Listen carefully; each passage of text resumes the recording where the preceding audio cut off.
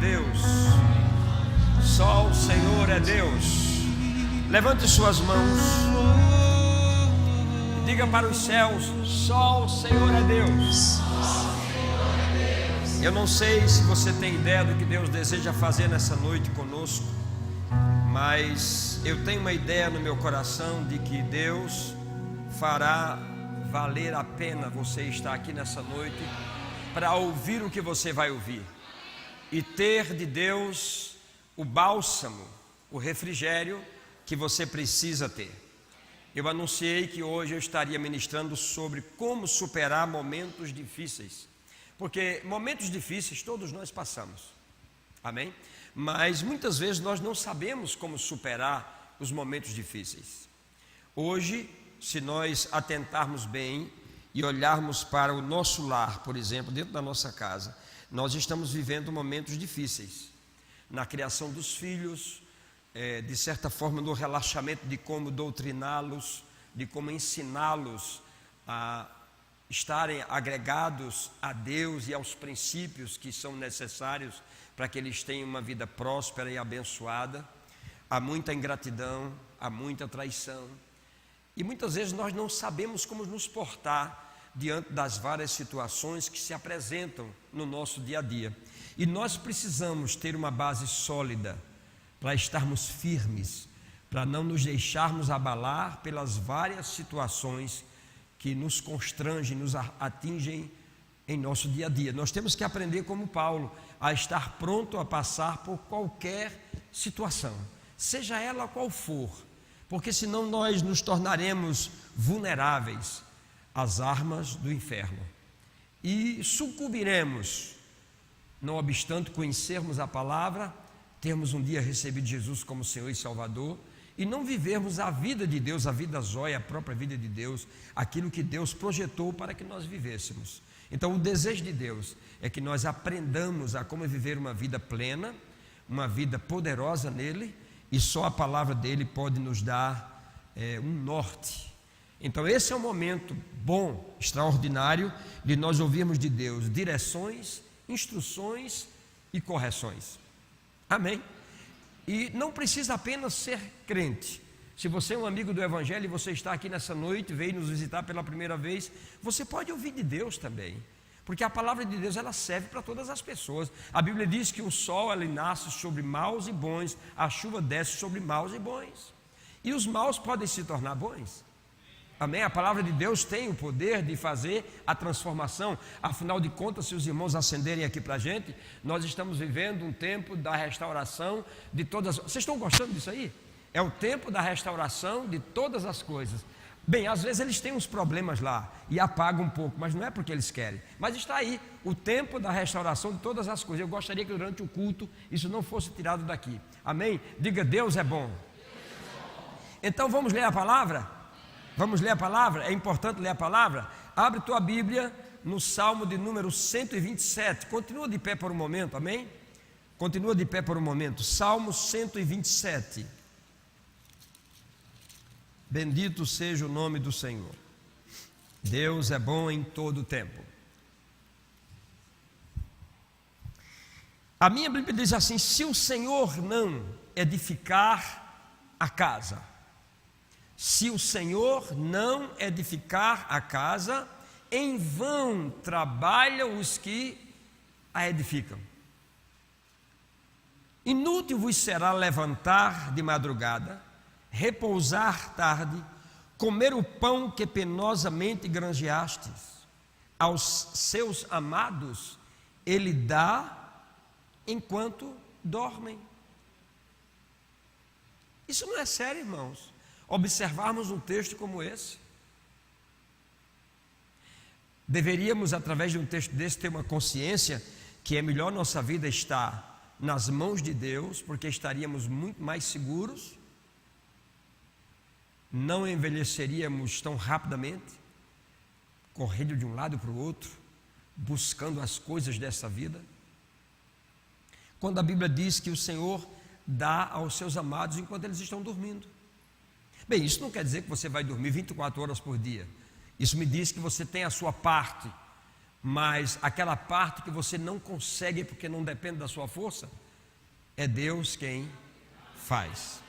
Então nós somos gratos a Deus por essa palavra. Te louvamos, Pai, porque essa palavra é vida para quem acha e saúde para o corpo.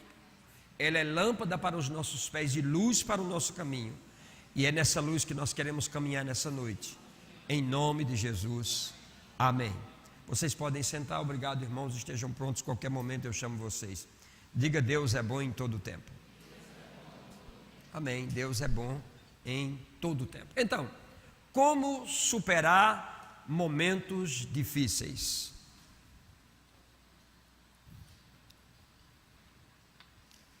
Aleluia. Muitas vezes, ao lermos os testemunhos bíblicos, as narrativas bíblicas, nós acreditamos na palavra, mas parece que muitas vezes a palavra parece uma história de ficção científica.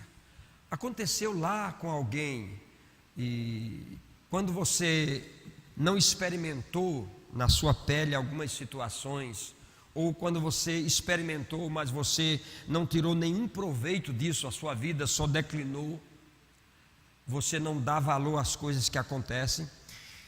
Muitas vezes, para pregar sobre um texto que fala de situações, de como você reverter momentos difíceis, fica difícil um pouco de explicar. Hoje à noite eu vou começar falando sobre a minha vida. É um livro que eu estou escrevendo, é uma conversa minha com Deus. Eu não preciso dizer nada para Deus, porque Ele já sabe tudo, porque a Bíblia diz que a palavra, antes de chegar na boca, Ele já sabe.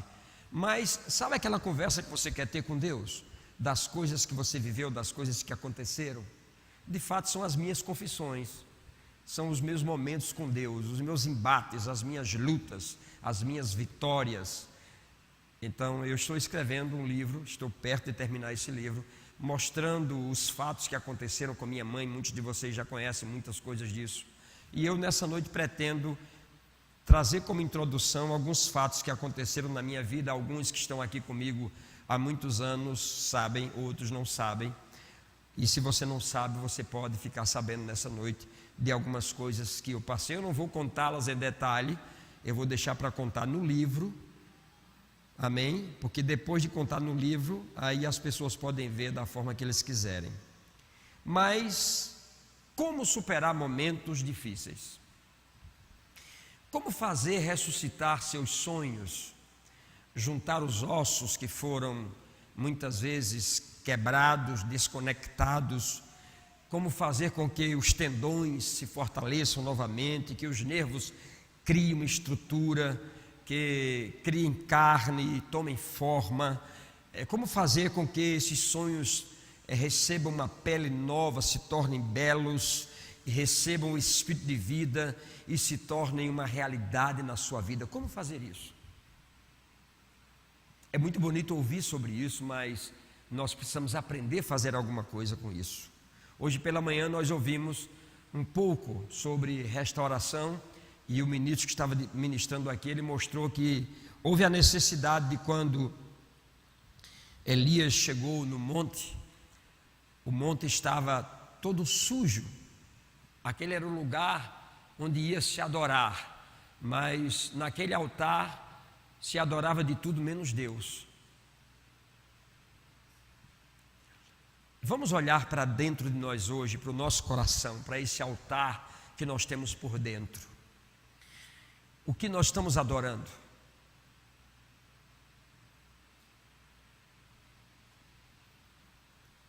Dá para ouvir um alfinete caindo, não é?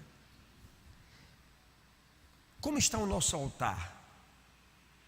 Eu disse no início que para que a nossa terra se torne fértil, nós precisamos arar a terra, limpar a terra, deixar tudo pronto para plantar a semente, para quando a chuva cair, tenhamos a alegria de ver os frutos, a lavoura crescendo. Agora, como nós oferecermos a Deus as nossas razões, as nossas conjecturações em um altar que está caído? Em nenhum momento, quando os homens de Deus pleiteavam alguma coisa, ou eles cometiam um erro, a primeira coisa que eles faziam era voltar ao lugar onde haviam caído e reconstruir o altar. E quando eles reconstruíam, eles encontravam de Deus o abrigo, a graça, o amor, a oportunidade pela misericórdia de começar novamente. Não tem como fazermos alguma coisa com o altar caído. Desde que recebemos essa palavra, está no nosso coração a conferência de oração, porque eu vejo que a conferência de oração vai ser um motivo para nós nos reorganizarmos como igreja, estarmos alinhando as coisas que ainda precisam ser alinhadas, porque é impossível receber palavras proféticas, mensagens proféticas, e essas coisas simplesmente passarem pelos nossos ouvidos e elas não acontecerem na nossa vida. Eu disse domingo passado que quando você tem uma perda uma vez, isso é algo, mas quando você tem consequentes perdas, isso não é normal. É como alguém que caiu num pecado sexual. Você comete um pecado sexual e você se arrepende daquele pecado, você muda de direção.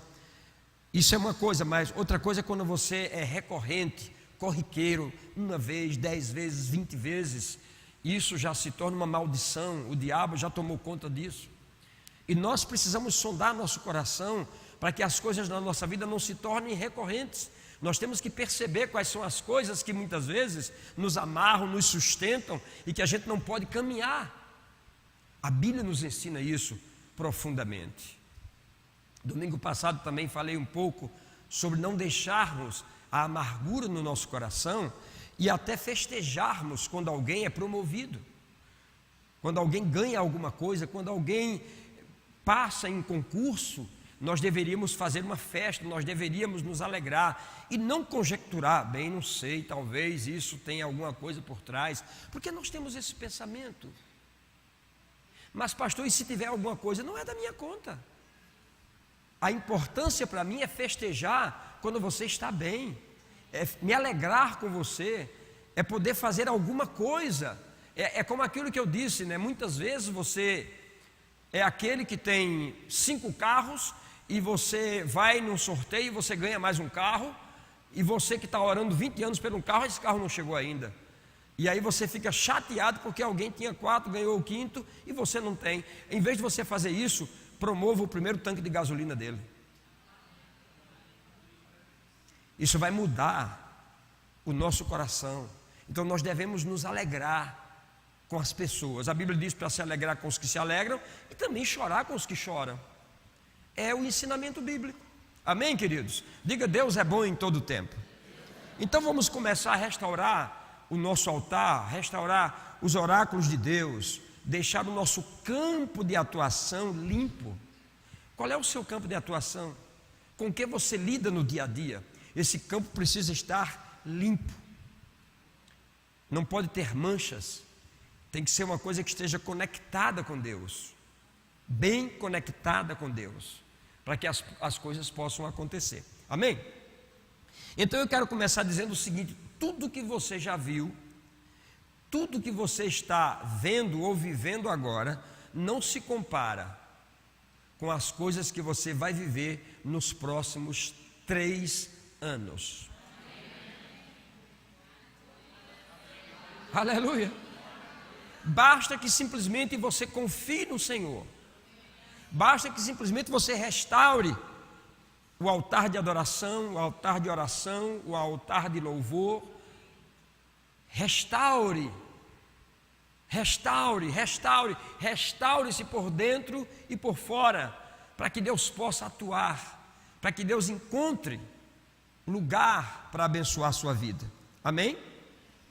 Então, o que eu vou falar com vocês nessa noite, nessa ministração, ela não deve ser vista como uma ministração de lamentações, suspiros e ais, de coisas que aconteceram na minha vida e que aconteceram na vida do personagem que eu vou falar. Mas o que eu vou descrever para vocês, nesse primeiro momento, é para que vocês conheçam quem é que você está falando, as coisas que eu passei e como eu venci essas situações, né?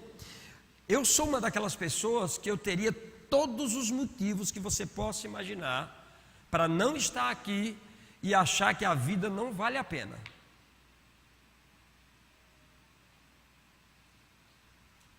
Mas eu encontrei da parte de Deus uma graça que me sustentou, até nos momentos onde eu estava com pessoas que estavam em meio a drogas, roubavam e faziam coisas erradas. Sempre tinha alguém que, quando as pessoas queriam me induzir a isso, alguém chegava e dizia: com ele não, com ele não, com ele não.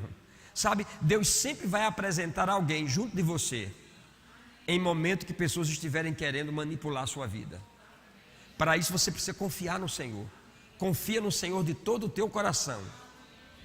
Você entende que Deus está no controle de todas as coisas? A Bíblia diz: bem sei que tudo podes e que nenhum dos teus planos podem ser frustrados. Eu não preciso andar em ansiedade por coisa alguma. Eu não preciso andar preocupado, conjecturando como vai ser isso, como vai ser aquilo. Isso acontece porque eu não tenho onde me apoiar, em quem me segurar. E quando eu tenho Deus como alguém que pode me sustentar, como meu Pai, eu tenho convicção que não importa o que possa acontecer na caminhada, a qualquer momento a mão dele se move e alguma coisa acontece. Bendito seja o nome do Senhor. Por isso você deve crer no milagre, porque milagres acontecem na vida daqueles que creem. Amém? Eu não quero nessa noite fidelizar de uma forma radical a fé e nem a razão. Para mim as duas coisas são importantes. Eu tenho que ter a fé e eu tenho que ter a razão, mas a minha razão não pode sobrepujar a minha fé. Eles precisam estar de comum acordo. Bendito seja o nome do Senhor. Amém? Então, como eu disse, eu teria todos os motivos para não estar aqui, pelos fatos que aconteceram na minha vida. Mas num certo momento a palavra de Deus entrou na minha vida e eu decidi que a minha vida em Deus era uma responsabilidade minha. Então eu deveria reger a minha vida, eu deveria limpar o meu campo de atuação, eu deveria confiar no Senhor acima de todas as coisas. E fazendo isso eu tive um progresso. Mas antes disso, a minha experiência, ela foi uma experiência daqueles que andam pelo vale da sombra da morte. Talvez você tenha passado até coisas piores que eu passei, ou talvez você não tenha passado, espero que não tenha, mas geralmente quem passa situações de dificuldade ficam com traumas. Agora, isso não quer dizer que eu tenho que conviver com os traumas toda a vida. A Bíblia diz: conhecereis a verdade e a verdade vos libertará. Eu preciso estar liberto pela palavra das coisas que aconteceram na minha vida, senão a minha vida não vai ter sentido. É por isso que as pessoas tiram a própria vida. Por quê? Porque elas não veem sentido na vida delas. O que falta? Deus. O vazio que o homem tem por dentro chama-se Deus. No momento que Deus entra, esse vazio, ele vai embora. Amém? Bendito seja o nome do Senhor. Diga: Deus é bom. E eu quero contar um pouco também, porque eu sei que podem existir pessoas, eu não fui o único a passar pelo vale da sombra da morte, há muitas pessoas que passaram por isso. Então, a minha experiência, irmãos, foi sair da terra da escassez, da tristeza, da angústia, da desilusão, para uma terra da ampla suficiência. E essa é a experiência que Deus quer que todos nós tenhamos. Amém? Se nós fôssemos começar hoje família na terra, eu te digo que daqui a alguns anos, sem Deus, nós teríamos os mesmos problemas que as famílias de hoje têm, porque nós não sabemos preservar o DNA profético que nós temos na nossa vida. Os antigos, os nossos pais na fé, eles não souberam trabalhar o DNA espiritual, o DNA profético que tinha na vida deles. Por isso que o mundo é o mundo que nós estamos vivendo.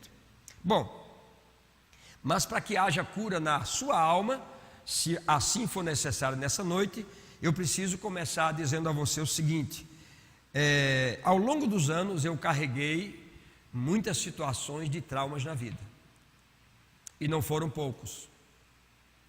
A começar que eu perdi o meu pai. Eu tinha 1 ano de vida, eu não sabia nem o que era pai.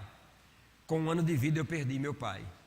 Eu vim saber disso, logicamente, muitos anos depois E aquilo foi uma lacuna na minha vida, um vazio que ficou, que era necessário para a minha construção moral, ética e também espiritual. Mas faltou essa parte, eu não tive. Talvez seja o caso de alguns. E essa ausência do pai, para mim, repetidas vezes, por não ter essa cobertura, eu ouvi palavras e frases que só me colocavam para baixo, né? Repetidas vezes eu ouvi coisas assim: você não é filho do mesmo pai.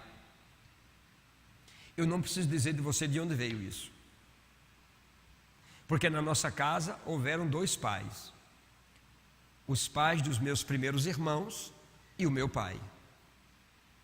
E eu ouvi várias vezes: é como se você fosse um bastardo, você não é filho do nosso pai, você é filho do erro da mamãe. E essas condenações, elas vão se introjetando na sua alma, tomando os seus sentimentos e suas emoções. E você, quando é muito pequeno, quando você não tem a maturidade espiritual suficiente, quando você não tem alguém que te ajude de uma forma mais veemente, essas coisas vão ficando em você, você vai ficando num silêncio profundo, entrando em um sistema escuro e tenebroso, e muitas vezes no silêncio de você mesmo para com as pessoas. E assim eu vivi por muitos anos. Ouvi também alguém dizer assim: eu não sei nem se existe um zero para você ser um zero à esquerda. Não é fácil você ouvir esse tipo de coisa. Repetidas vezes eu ouvi também alguém dizer: você é tão ruim que nem o diabo te aceita. Talvez você já tenha ouvido isso também.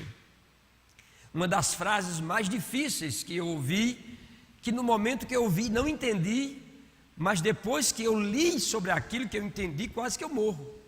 Quando alguém disse assim: você é pior do que as pragas do Egito. Eu era uma criança, eu não sabia o que era uma praga. E depois, quando eu li sobre as pragas, meu Deus, como é que alguém me achou pior do que as pragas do Egito? Isso foi muito difícil, né? E nesse inteirinho, né, de ouvir todas essas palavras que não eram da minha mãe, graças a Deus por isso, pelo contrário, ela sempre me incentivou. Não obstante a todo esse sofrimento da alma, dos sentimentos e das emoções, eu tinha 5 anos, eu era um velho com 5 anos, um velho. Eu não sei se você sabe, mas sofrimento deixa você velhinho. E eu com 5 anos era um velho. Acordava 4 horas da manhã, pegava um tabuleiro com bombril, caixa de fósforo, pente, agulha, linha, pendurava esse tabuleiro no pescoço com 5 anos. Imagine isso. Hoje os nossos filhos com 5 anos, eles só querem saber de internet no celular. E eu pegava uma canoa, não era barco, não era balsa, era uma canoa literalmente, num açude chamado Açude Velho, que atravessava para ir à feira central. Hoje já fizeram, antes era uma ponte, foi construída uma ponte, hoje tiraram essa ponte, fizeram uma estrada, você passa no meio do açude, um lado já não existe mais açude, o outro ficou o açude, e todas as sextas-feiras e sábado eu passava nessa canoa. Muitas pessoas morreram porque a canoa virava. Uma dessas, se eu estivesse lá, morreria, porque com 5 anos não saberia nadar. E eu atravessava e eu ia para a feira para vender esses artefatos. E como conseguia esses artefatos? Haviam armazéns de homens de negócios e você chegava lá e pegava a mercadoria como comodato. Então você pegava a mercadoria, você vendia e ele te dava um percentual daquilo que você vendia. E eu não sei se as pessoas viam aquele pequeno menino, tamanho, lutando, trabalhando, né, para a sobrevivência. As pessoas compravam muito. E havia sábado que eu chegava com o tabuleiro vazio.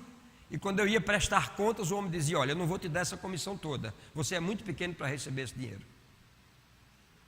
E eu só chorava, irmãos. Mas eu também não podia reagir, primeiro porque eu não tinha força para reagir, eu era uma criança. E eu precisava da mercadoria no próximo sábado. Então eu silenciava, ficava com aquilo que ele me dava. 3 horas da tarde minha mãe vinha numa canoa, atravessava, ia se juntar comigo para a gente comprar o feijão, a farinha, a rapadura, o jabá, uma penca de banana com 24 bananas, algumas poucas coisas. Minha mãe estava já doente. Quando eu adoecia e não podia ir fazer essas compras, nós ficávamos numa situação difícil, sem comida. E aí eu tinha que sair e ir onde estavam os cabeceiros. Eram os homens que carregavam sacos de feijão. E as pessoas que estavam comprando aqueles sacos de feijão, eles tinham um punção, que eles furavam o saco e traziam um pouco de feijão para saber se o feijão era bom. E aquele feijão caía. Eu tinha um balde e uma vassourinha que eu varria aquele feijão e eu levava para casa. Minha mãe lavava e nós comíamos. Algumas vezes não tinha aquele feijão. Algumas vezes era o caroço da jaca. Depois que as pessoas comiam a jaca, soltavam os caroços. Eu apanhava aqueles caroços, levava para minha casa. Minha mãe lavava, cozinhava, tirava uma casca grossa que tinha e nós comíamos o miolo daquilo. Em outras vezes eu pegava minha varinha de pesca, ia para o açude velho e passava uma manhã inteira pegando cará, que era o peixe que tinha, e piaba. Uma certa vez o meu anzol pegou uma traíra e eu quase caio no açude, porque ela era pesada, tinha 1,5 kg. Se não fosse alguém que estava pescando e segurasse, eu tinha caído. E tudo aquilo era para quê? Para que a minha mãe chegasse em casa, tratasse tudo aquilo e eu pudesse me alimentar. Eu falo disso com muita alegria. Sabe por quê, irmão? Porque eu venci. Agora, eu não venci para ter a vitória para mim mesmo. Eu venci para ter a vitória para Deus, porque se não for o Senhor, se não fosse a cobertura de Deus já naquele tempo, a mim como criança, eu não estaria aqui contando a minha história para vocês. Muito bem. Além disso, muitas vezes eu me senti empurrado por constantes dificuldades e situações de enfermidade, ou seja, qualquer outra coisa, como se eu estivesse sendo empurrado para o fundo de um poço. E naquele momento que eu me sentia sendo empurrado para o fundo do poço, por mais que eu estivesse crescendo como criança, eu me sentia sempre menor nos meus sentimentos e nas minhas emoções, pelos sofrimentos que eu passava. Essa era a sensação que eu tinha, que eu estava ficando pequeno cada vez mais. Eu não sei se alguns de vocês aqui já se encontraram em situação onde você está no fundo de um poço, numa escuridão tremenda, e você não tem um galho onde você possa pegar para sair, e você grita, grita, grita, ao ponto de você perder a voz, e não aparece ninguém para tirar você. Eu não sei se você já esteve em situações que, por conta da sua lealdade e integridade, a inveja e o ciúme, a ira e a vingança de pessoas bem próximas que diziam que eram teu amigo, mas que na verdade eles não eram teu amigo. Eles queriam de fato exterminar a sua vida. Isso porque eles descobriram cedo, muito mais cedo do que eu, que a minha vida seria um sucesso e seria uma ameaça para eles. Eu não sei se você já conviveu com pessoas assim, com pessoas que tentam matar a tua influência e apagar a tua luz. E é muito difícil. Eu vivi em meio ao caos, verdadeiramente, por muitos anos. Mas sempre eu ouvia da minha mãe, e eu aprendi com ela: a vida não é apenas isso. Existe mais. Tem muito mais coisas para ser vivida. Eu não sei se você sabe qual é a sensação de ter a sua luz apagada. Eu não sei se você sabe qual é a sensação de estar descendo para o fundo de um poço que não tem fundo. É como se todos os dias você estivesse descendo e descendo, descendo, e você nunca chega no fim. E a perspectiva de subida cada dia diminui, porque você sabe que está só descendo, descendo, descendo, e não terá como subir.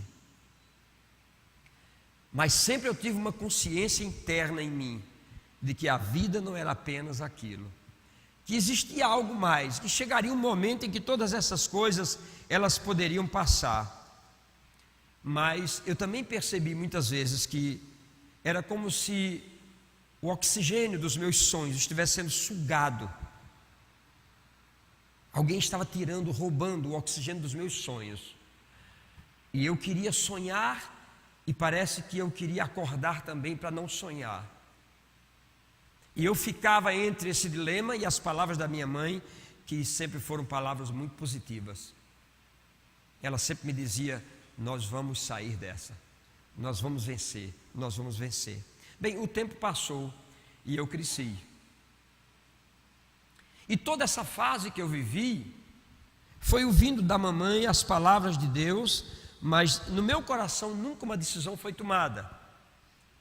Porque se você conhece minha história, eu já disse aqui uma certa vez que minha mãe, ela ia às reuniões de madrugada, os cultos matutinos, 4 horas da manhã, orar na igreja junto com alguns irmãos. E um certo dia eu soube disso e fiquei chateado com ela. Eu disse: mamãe, você está deixando a nossa religião. Eu tinha 8 anos nessa época.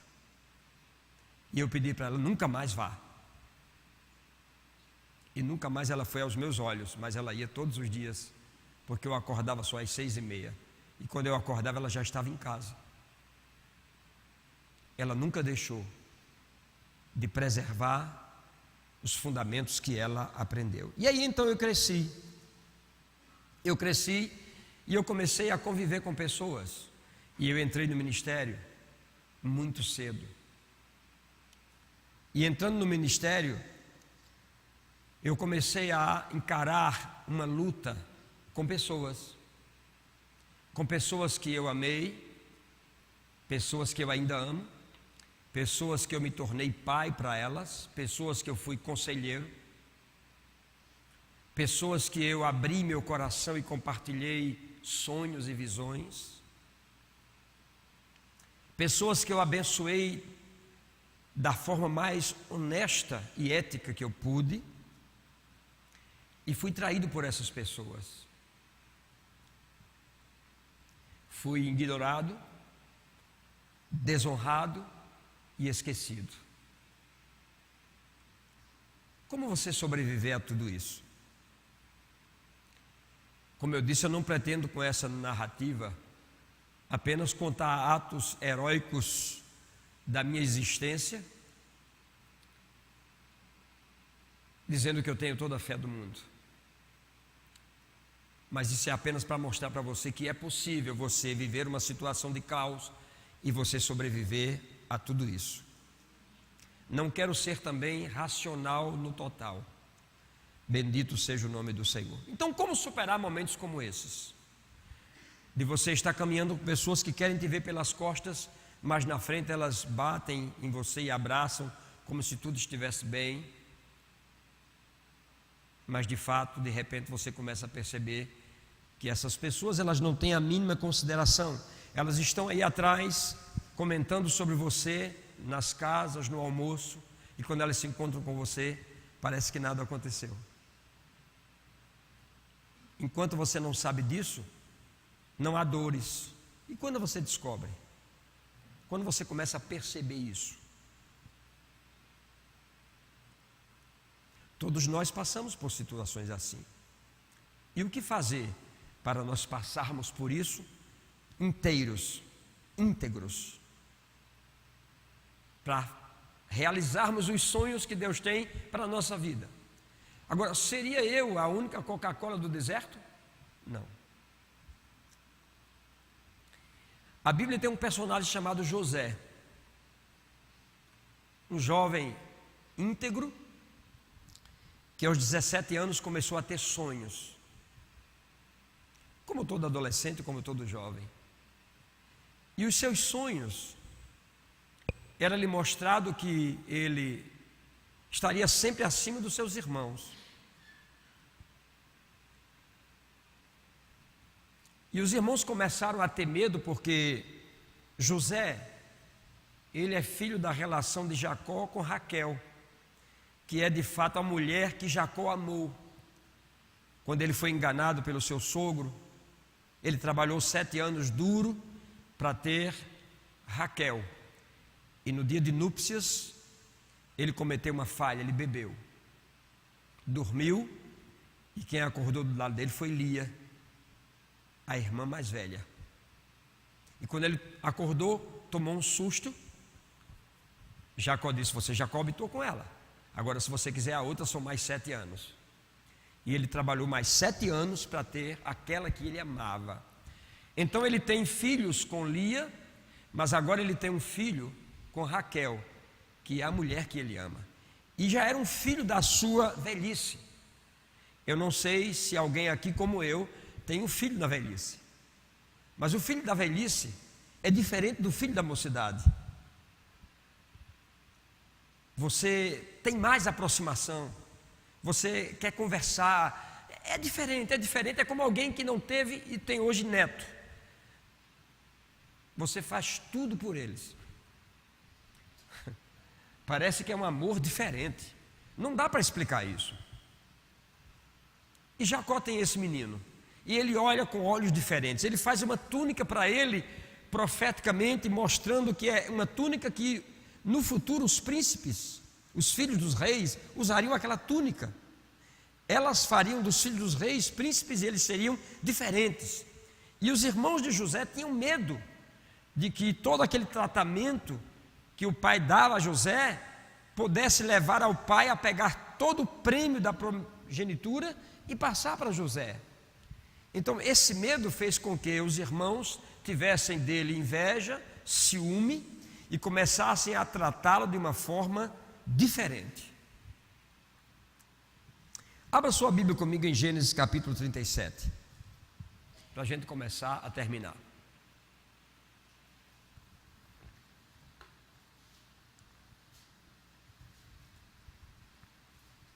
Sabe, irmãos, quem viveu em berço de ouro, ou não passou situações difíceis, não gosta de ouvir sobre situações difíceis. Mas é bom que você ouça, porque você não sabe se poderá passar também por situações difíceis. Nós temos que pedir a Deus que não aconteça, mas precisamos ouvir e aprender como sair dessas situações. E se existem marcas, traumas, amarguras, ressentimentos, essas coisas precisam ser tratadas, porque senão nós não vamos alcançar o melhor de Deus. Não porque Deus não queira dar, isso está disponível, é porque nós não temos forças para caminhar. A Bíblia diz que os irmãos de José saíram para cuidar do rebanho num certo campo, e o pai de José pediu para que ele fosse ver os irmãos e levar alguma coisa. E José foi, e diz no versículo 18 do capítulo 37, de longe, os irmãos de José o viram, e antes que chegasse, conspiraram contra ele para o matar. E cheios de inveja e ciúme, diziam um ao outro: vem lá o tal sonhador. Você já ouviu essa expressão na sua casa? Você sonha demais, acorde. Talvez alguns de vocês, uns 5 ou 6, tenham ouvido isso. Os demais nasceram todos em berço de ouro, não passaram por esses problemas que eu estou falando. Aí eles dizem: vinde agora, pois, e matemo-lo. Você entende onde chega o ciúme e a inveja de um ser humano por outro?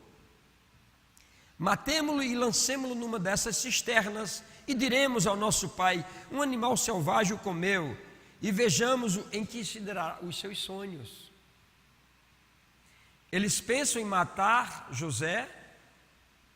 Eu não sei na justiça hoje, eu não sou advogado, mas isso seria um problema, né? É um crime premeditado, ocultação de cadáver, etc, etc. Isso daria um processo do tamanho do mundo. Nós temos aqui o pastor Bruno, o doutor lá atrás. Eles poderiam me dizer, ali Marconi também, isso era um processo grande demais. E eles fazem essa maquinação, né? E a Bíblia diz que logo chegou José aos seus irmãos, aí tomaram José, despiram-no da túnica. Aquela roupa era uma afronta para os irmãos. Eles tiraram a túnica, despiram-no e, tomando-o, lançaram numa cisterna vazia e sem água. Isso me diz o seguinte: aquela cisterna estava sem trabalho há muito tempo. Ela estava parada, ela não tinha água, porém ela devia ser uma cisterna suja. E José foi colocado lá. E o mais grave ainda, como se nada tivesse acontecendo, sentaram-se para comer pão. Ou seja, não havia neles nenhum sentimento de piedade com aquele que estava sofrendo.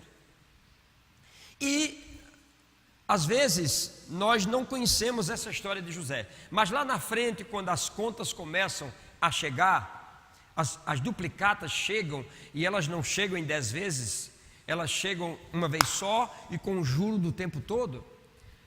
Eles reconhecem que José estava angustiado de alma, sofrendo, gritando: tirem-me daqui, e eles comendo pão como se nada estivesse acontecendo. Bem, quem era José? Eu disse para vocês, um adolescente de 17 anos, talvez franzino, e filho daquele momento de amor que o pai tinha por Raquel. Isso causou ciúme nos irmãos, e ele foi jogado naquela cisterna, muito difícil, sem nenhuma perspectiva de vida. Aquilo era um ambiente escuro, tenebroso, que proporcionou para ele medo, angústia. A sua alma, os seus sentimentos e suas emoções estavam a 1000. José grita pedindo socorro e ninguém chega para eles. Você quer ver o texto que fala sobre isso? Gênesis 42, versículo 21. Gênesis 42, 21 diz assim: então disseram uns aos outros: na verdade somos culpados no tocante a nosso irmão José, pois lhe víamos na angústia da alma, quando nos rogava e não lhe acudimos. Por isso que nós estamos hoje nessa ansiedade. Isso foi no momento que eles estavam passando o sofrimento, ou seja, quando a duplicata deles chegou para pagamento. Porque tudo aquilo que nós plantamos, nós iremos colher. Por isso que é importante não plantar sementes danosas, para que não haja uma colheita danosa nas nossas vidas. Agora perceba, quem era essa família? É isso que eu quero falar com você agora, para nós começarmos a terminar. Essa família, nada mais, nada menos, é os bisnetos de Abraão. A família ministerial, a família de DNA profético, que recebe de Abraão a promessa que neles seriam benditas todas as famílias da terra. Eles tinham a promessa de que o Salvador, que nós sabemos que é Jesus Cristo, viria dessa semente. E essa família, que deveria ser um estilo de uma família real, se torna uma família comum, onde pessoas têm inveja uns dos outros, onde pessoas querem matar outros. Graças a Deus que isso não parece com a nossa família aqui. Todos nós somos santos em casa, graças a Deus, cuidamos bem dos nossos filhos, das esposas, amém, glória a Deus. Mas a família de Jacó, que tinha o DNA profético, que deveria seguir a vida ministerial com o pai, eles perderam a noção desse DNA, eles perderam isso, aquela unção profética de fazer as coisas acontecerem no correr da vida, e agora eles estão fazendo tudo errado. E aquele que Deus escolhe para ter os sonhos, para levá-los ao lugar que Deus tem, é esse que eles tentam aniquilar, que eles tentam matar por causa do ciúme. Bem, esse DNA profético foi se perdendo ao longo dessa caminhada, e essa família, que devia ser a realeza daquele momento, se torna uma família comum, tão errada quanto qualquer família que existe na face da terra. A Bíblia diz assim: vendo, pois, seus irmãos que o pai o amava mais que os outros filhos, odiaram-no. Isso aqui é muito forte, odiaram-no, e já não lhe podiam falar pacificamente. Era mais ou menos assim: você está em casa com sua esposa e você faz uma pergunta e ela bate em você. Você está em casa com seu marido, você faz uma pergunta e ele bate em você. Você pergunta algo ao seu filho, ele vem com 4 pedras na mão, e você diz: mas por que está acontecendo isso? Por que você fala comigo dessa forma?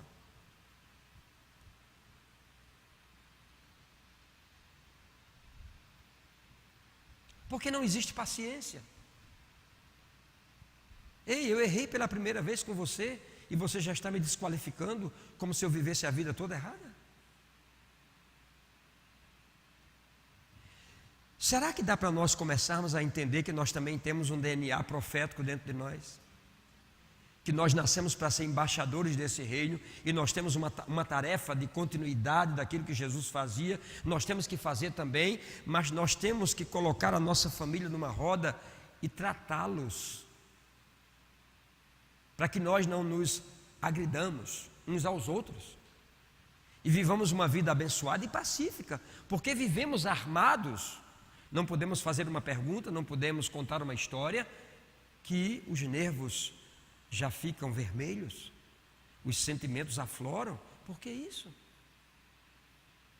E o DNA do amor, da alegria, da paz, da longanimidade, da benignidade, da bondade e da fidelidade, onde ele está?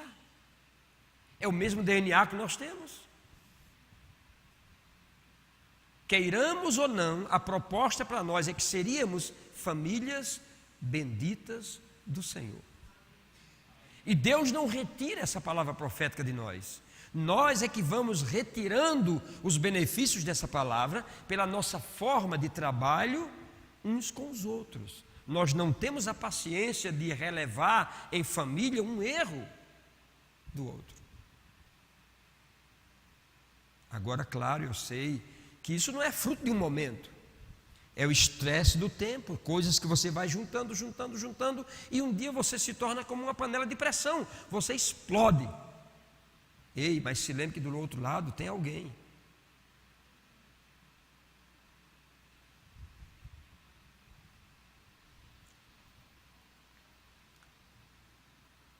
Mas o fato é que os irmãos cada vez mais tratavam mal a José. Agora veja bem, os irmãos fizeram uma pergunta a José quando ele teve o sonho: você está querendo dizer que você vai reinar sobre nós?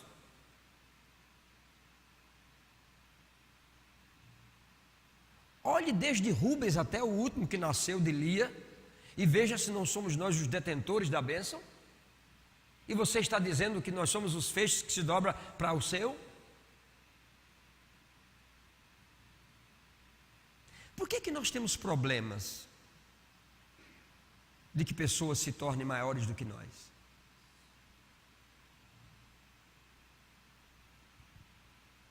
De onde vem essa raiz? É dessa influência que nós estamos falando aqui nessa noite. A Bíblia diz que os irmãos tinham ciúme e o pai apenas considerava isso. Ou seja, o pai deveria rapidamente juntar essa família e dizer: por que estamos agindo assim? Mas ele foi deixando passar. E muitas vezes é isso que nós fazemos, nós vamos deixando passar. Por um lado, nós estamos nos tornando uma família tecnológica, como poderia dizer essa palavra? Tecnológica.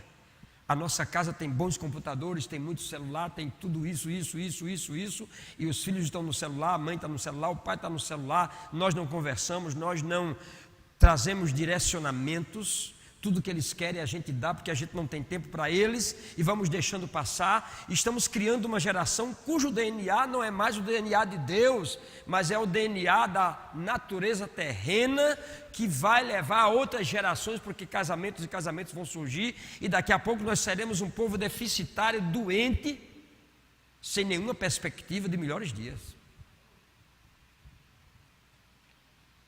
Nós temos que dar um basta nisso. Temos que parar isso.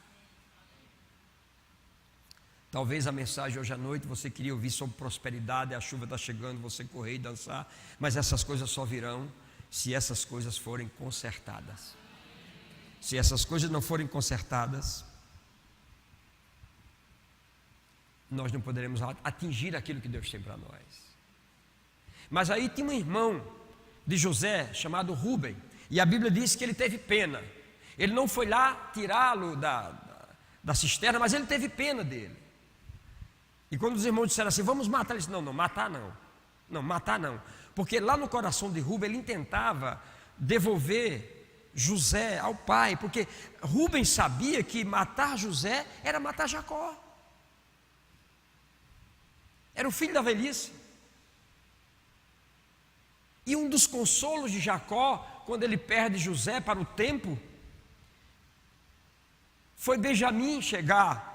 E agora ele se apega com muito mais força a Benjamim, porque ele perdeu um e não quer perder o outro. É a herança que ele tem de Raquel. E ainda por cima, quando Raquel tem Benjamim, não pode continuar nos braços de Jacó, porque morre no parto. Então Jacó olha e vê aqueles barbudãos brigando, e ele só tem agora Benjamim, porque é o filho que ele amou, e que ele tinha perspectiva de que aquele fosse aquele que ia gerar o DNA profético para que essa família avançasse nos projetos de Deus. Ele não estava mais lá, diziam que ele estava morto.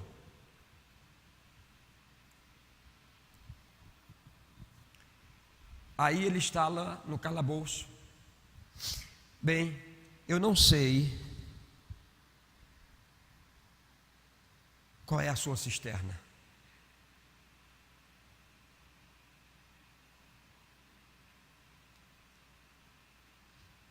Talvez a sua cisterna não seja igual à cisterna de José.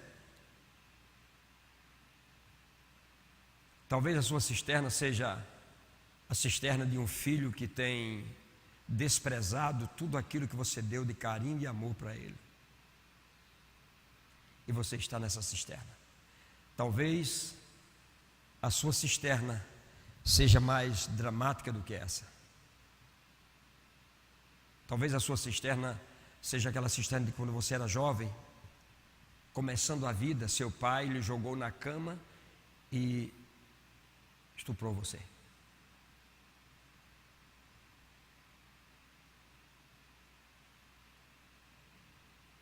Talvez a sua cisterna seja uma traição que você sofreu.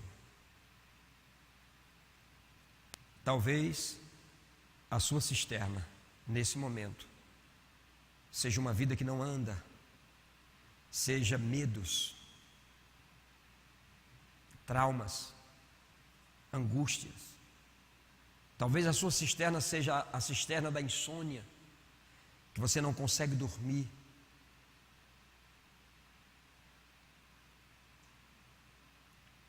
Qual é a sua cisterna?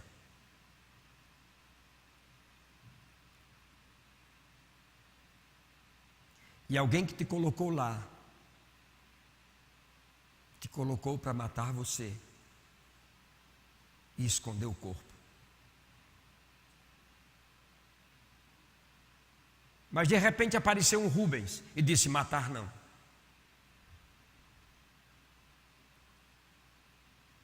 E de repente apareceu uma caravana, e essa caravana, alguém disse assim: olha, realmente matando ele, vamos perder.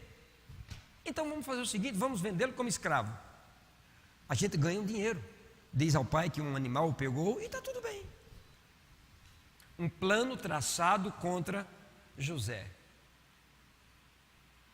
Talvez a sua cisterna seja você saber que alguém está tramando um plano contra você, querendo lhe derrubar. Mas eu vou te dizer uma coisa: sempre existirá um Rubens na tua vida. Sempre existirá alguém que Deus vai levantar para te resguardar, para te dar uma vitória. Meu irmão e minha irmã que está aqui, não se condene com a palavra que eu vou lhe dizer, mas se um dia você colocou alguém numa cisterna, você precisa tirá-la pedindo perdão.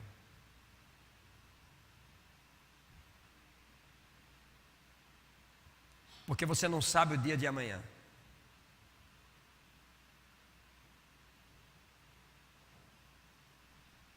Eu era a ovelha negra da família.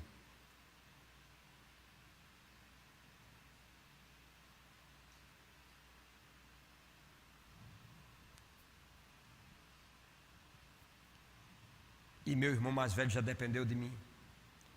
Minha irmã já dependeu de mim. E eu cuidei da minha mãe até 98 anos dela. Aquele que era como a praga do Egito, que era o zero à esquerda, muitas vezes pode ser a salvação de uma família inteira.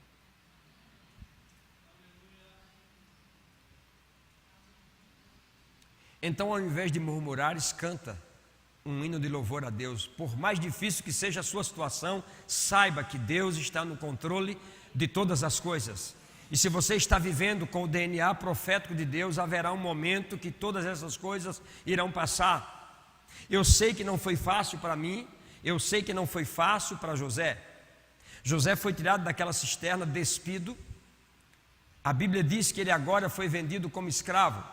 Ele estava agora de uma forma diferente. Muitas vezes nós não sabemos o que aconteceu com José, mas a Bíblia diz que ele foi preso com grilhões em seus pés, eram ferros que o seguravam, e nas suas mãos era um sofrimento muito grande. E ele foi levado como escravo à casa de Potifar, e chegando na casa de Potifar, a graça de Deus estava nele, porque o DNA de Deus estava nele. E ele começou a se sobressair. Eu vou te dizer uma coisa, é exatamente assim que Deus vai falar com você, se as injustiças estiverem acontecendo com a sua vida, se você souber passar por elas, se você não murmurar, se você não reclamar, mas você confiar em Deus, levantar suas mãos, glorificar Ele, mesmo nos momentos mais difíceis. Ainda que você faça isso sozinho, ainda que você derrame lágrimas que enchem um açude, eu vou te dizer uma coisa, Deus não vai te deixar sozinho em nenhum momento. Ele vai ter para você um escape.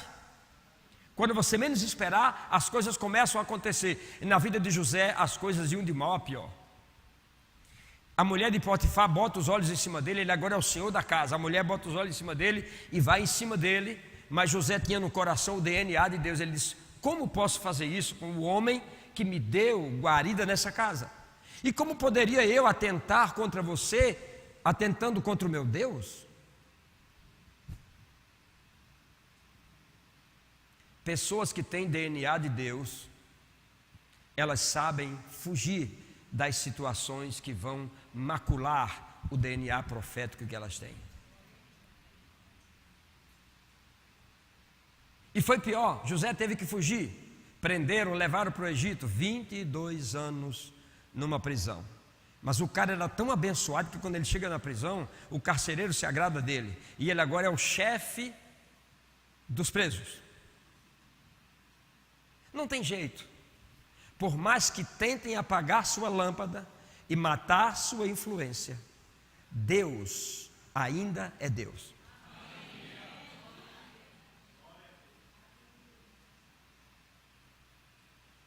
E aí duas pessoas descem do palácio, porque brigaram, uma confusão tremenda, descem lá. Aí eles têm um sonho. E José interpreta o sonho. Um sobe e outro morre. Ao que sobe, José disse, não esqueça de mim. Ele sobe e esquece. Porque quem não é visto, não é lembrado. Mas Deus não esquece. Não importa, Deus não esquece. Deus está lhe vendo como chama de fogo. E lá está José. Ele é o chefe da prisão. Ele agora come bem, mas ele é um prisioneiro. E aí Faraó tem um sonho e entra em parafuso. Vacas magras, vacas gordas, vacas magras, e eu não sei o que é que significa isso. Chamem aí os sátrapas, aqueles homens que têm conhecimento. Eu preciso saber desse sonho. E todo mundo conta o sonho. Bem, Faraó poderia acreditar em qualquer interpretação, não bate. As palavras que eram faladas não entravam no coração de Faraó, não tinha uma graça. Aí aquele homem que subiu há 2 anos lembrou e disse, ei, tem um cidadão lá na prisão que ele interpretou um sonho que eu tive, por isso que eu estou aqui. Faraó disse, manda chamá-lo.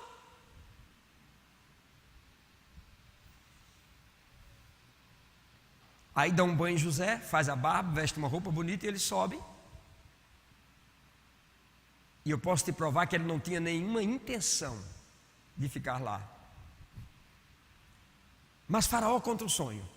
Ele diz, o teu sonho é exatamente assim, assim, assim, assim, e você deve fazer assim, assim, assim. E Faraó olha para ele e diz, mas me diga uma coisa, quem seria a pessoa que eu poderia colocar para executar esse plano se não fosse você?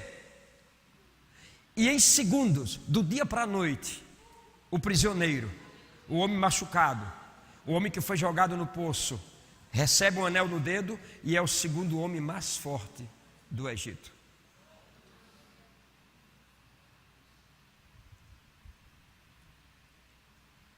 Acredite, Deus pode fazer a mesma coisa comigo e com você. Agora precisamos manter o nosso coração como José manteve, íntegro. Não obstante as situações, você não encontra em nenhum momento José reclamando. E aí o que é que acontece? O fraco se torna forte e os fortes que quiseram matá-lo se tornam fracos, e para se alimentarem tem que vir aos pés do fraco que se tornou forte e agora se dobram ao seu joelho, porque a palavra profética dizia que o nome de José foi mudado. O nome dele agora é Zafenate Paneia, que significa ó tesouro do repouso glorioso. E agora os irmãos que quiseram matá-lo e que venderam como escravo se ajoelham e olham para José, talvez nem olhem, baixem a cabeça e digam: ó tesouro do repouso glorioso, dá-nos alimento. E José olha para eles e os conhece, e eles não conhecem José. A minha mãe costumava dizer o seguinte: quem dá, esquece, quem apanha, nunca. José lembrou deles, sabia quem era eles, eles não lembravam de José. E aí houve uma série de coisas que eu não vou entrar nos detalhes hoje, mas o fato é que houve um dia que José se deu a conhecer, e quando se deu a conhecer, ele disse: pronto, agora ele vai nos matar. Aí José sai com uma das frases mais belas que eu já li na Bíblia. Ele diz: ei, vamos parar com esse negócio aqui, desse sentimentalismo, esse choro. Já passou, já nos encontramos, já sabemos quem somos. Deixa eu dizer uma coisa para vocês. Eu só vim na frente para abençoar vocês. A minha pergunta é: temos esse coração?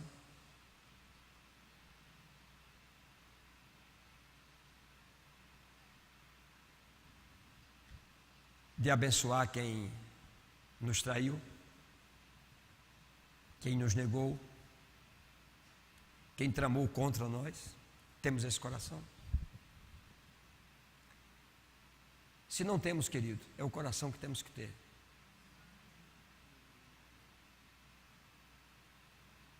A Bíblia diz que é um coração quebrantado e contrito, Deus não desprezará. Esse coração precisa estar em todos os filhos de Deus que possuem o DNA de Deus. E você pode dizer assim: mas pastor, você não sabe o que eu sofri. Eu lhe contei 1% do que eu sofri.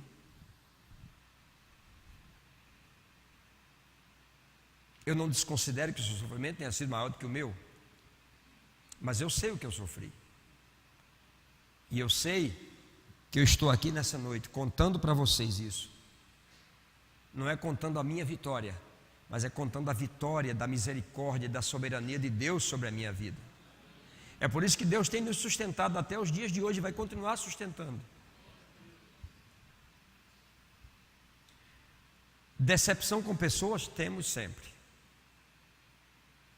Claro, somos seres humanos. Mas isso não quer dizer que nós vamos deixar o nosso coração manchado, machucado, vivermos de traumas do passado, de coisas que já foram. Quando existe uma vida pela frente, nós podemos viver e viver bem. Eu não posso deixar o meu coração cheio de angústias e amargura por coisas que me aconteceram, e a chuva em cima de mim tremendo para cair, e essas coisas sendo o impedimento da chuva. E eu grito: eu quero a chuva, eu quero a chuva, eu quero a chuva, mas eu não sou do meu coração. Eu já vi pessoas em cadeira de roda não levantar. Lá no nosso templo antigo, oramos, estava tudo pronto para aquela pessoa levantar. Ela ia, mas não levantava, ia, mas não levantava. E Deus me deu o discernimento de dizer: perdoe sua mãe que estava vizinha. Ela disse: não perdoou. Eu disse: entendi, por que você não levanta? Porque não há perdão. Nós temos que aprender a perdoar. Por mais dura que tenha sido a ferida que nos foi feita, nós precisamos aprender a perdoar. E por mais duras que tenha sido a ferida que nós fizemos em nós mesmos, porque existem pessoas que elas são lançadas na cisterna, e existem pessoas que se lançam achando que a vida não tem mais sentido. Irmãos, essa vida tem sentido, porque foi Deus que nos deu essa vida. que é que nós precisamos? Ouvir as palavras, trabalhar o nosso coração. Tenha sido qual for a cisterna que você foi lançado dentro, eu vou te dizer, os sonhos de Deus jamais vão morrer. Aquilo que Deus tem para a sua vida será seu. Deus está no controle de todas as coisas. Jó disse, depois de uma luta ferrenha, bem sei que tudo podes e que nenhum dos teus planos podem ser frustrados.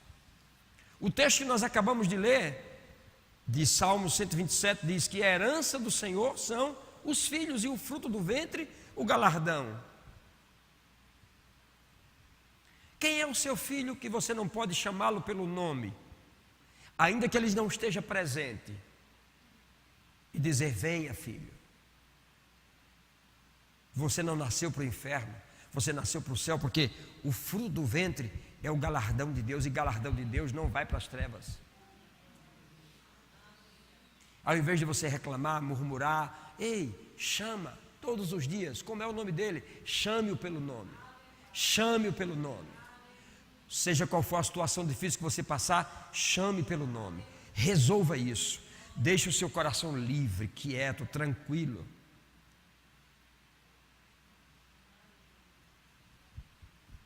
O maior segredo de Davi foi esse: Senhor, não é soberbo o meu coração e nem altivo o meu olhar. Eu não me exercito em coisas grandes e demasiadas para mim, tão somente eu fiz uma coisa, eu calei e sosseguei a minha alma. Como uma criança desmamada nos braços de sua mãe, assim é a minha alma para contigo.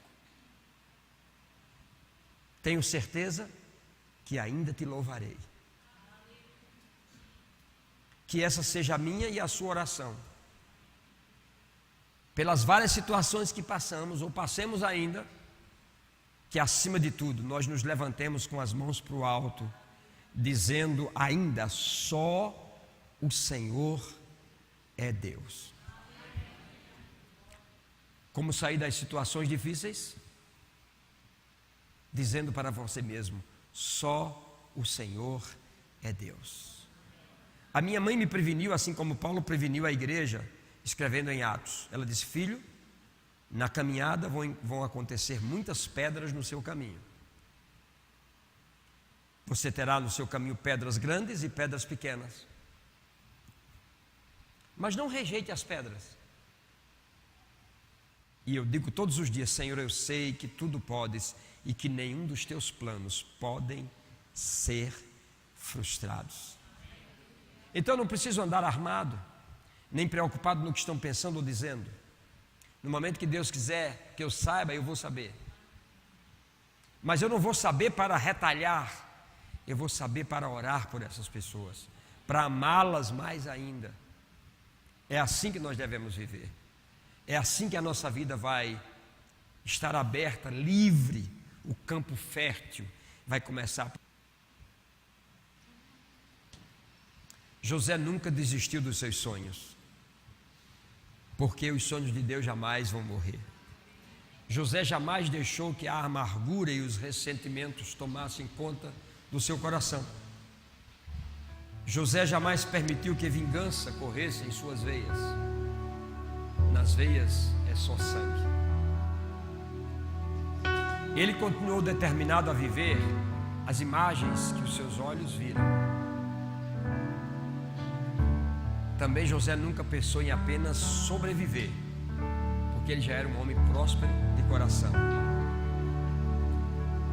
E a esposa de Potifar, ela não conseguiu apagar a lâmpada de José.